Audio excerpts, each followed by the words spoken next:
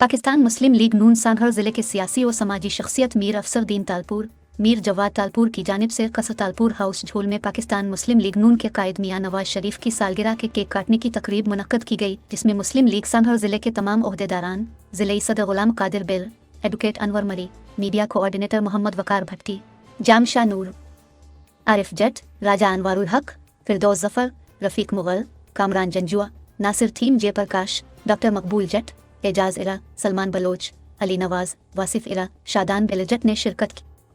सालगिरह तकरीब से खिताब करते हुए मीर अफसरुद्दीन तालपुर, मीर जवाद तालपुर, अनवर मरी, गुलाम कादिर बेलजट, आरिफ जट और दीगर ने कहा कि हमारी पार्टी को सिंध की तरक्की के लिए काम नहीं करने दिया गया।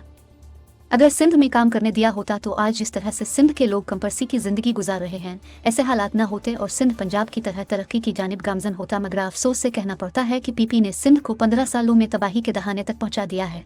तालीम सेहत की अबतर सूरत हाल है। सांभर के सिविल अस्पताल को पीपी की हुकूमत ने रेफर सेंटर बनाकर रख दिया है।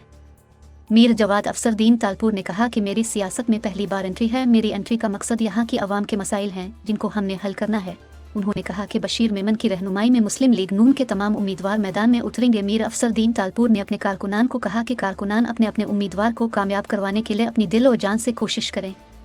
साबिका ज़िले सदर अनवर मरी ने कहा कि हम अपनी आला क़ियादत से अपील करते हैं कि सांभर ज़िले में मुस्लिम लीग नून के जिन उम्मीदवारों ने फॉर्म भरवाए हैं उन्हें टिकटें जारी की जाएं। सांभर मुस्लिम लीग नून का गढ़ है। यहाँ गाँव चक्कों में मियां नवाज शरीफ के वोटर्स कसीर तादाद में रहाइश पजीर हैं।